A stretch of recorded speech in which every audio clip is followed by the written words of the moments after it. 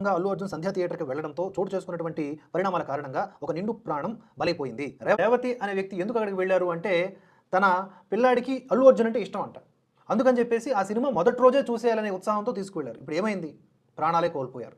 ఇక్కడ తల్లిదండ్రుల యొక్క ఆలోచనలు ఏ స్థాయికి పడిపోయాయో చూసుకోండి. ఏదన్నా ఒక ట్రెండింగ్‌లోకి పాట వచ్చిందంటే చాలు, ఆడపిల్ల, చిన్నపిల్ల అని చూడకుండా వాళ్ళతో రకరకాలైనటువంటి విచిత్రమైన కాస్ట్యూమ్స్ వేసి మరీ స్టెప్పులు వేయించి రీల్స్ చేస్తారు. మనం ట్రెండ్‌ని ఫాలో అయిపోతున్నాం అనుకుంటున్నారు. కానీ అగాధంలోకి, అనాగరికంలోకి మన పిల్లల్ని నెట్టేస్తూ ఉన్నాం. ఈ విషయాన్ని తల్లిదండ్రులు తెలుసుకోకుండా, ఆ పిల్లల మాయలో పడి, మోహంలో పడి, వాళ్ళు ఏదడిగితే అది ఇచ్చేసే ప్రాసెస్‌లో ఇలా బలైపోతున్న దుస్థితి. ఈ 'పుష్ప' విషయమే చూసుకోండి. మొదటి పార్ట్‌లో 'ఊ అంటావా ఊహు అంటావా' అనే పాటతో ఎంతమంది చిన్నారులు, నేననేది చిన్నారులు డాన్స్‌లేశారు. తల్లిదండ్రులు చప్పట్లు కొట్టడం. ఏంటి వాడేమన్నా చదువుకొని పట్టా సంపాదించాడా? అంత పొంగిపోతా ఉన్నావు? కుంగిపోయే పరిస్థితి అది.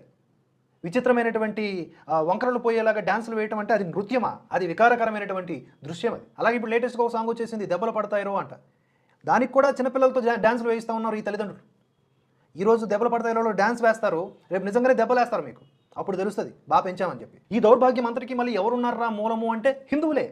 ముస్లిం పిల్లలు, క్రిస్టియన్ పిల్లలు, ఇతర మతాలకు సంబంధించిన పిల్లలు సంస్కారవంతంగానే పెరుగుతున్నారనిపిస్తోంది. కేవలం హిందువుల పిల్లలు మాత్రమే ఈ రకమైన దౌర్భాగ్యంలో ఉన్నారు. తల్లిదండ్రులు తారాస్థాయిలో పెంచేస్తూ ఉన్నారు పిల్లల్ని. హర్ట్ అయిపోకండి, ఇది వాస్తవం. ఇక్కడ మన చుట్టూతా ఎంతో మంది సత్సంగ్ పేరిట గురువులు, స్వామీజీలు ఉన్నారు. నిజమైన గురువులు, నిజమైన స్వామీజీలు. మళ్ళీ ఇక్కడ కూడా జరడు పెట్టుకోవాల్సిన అవసరం ఉంది.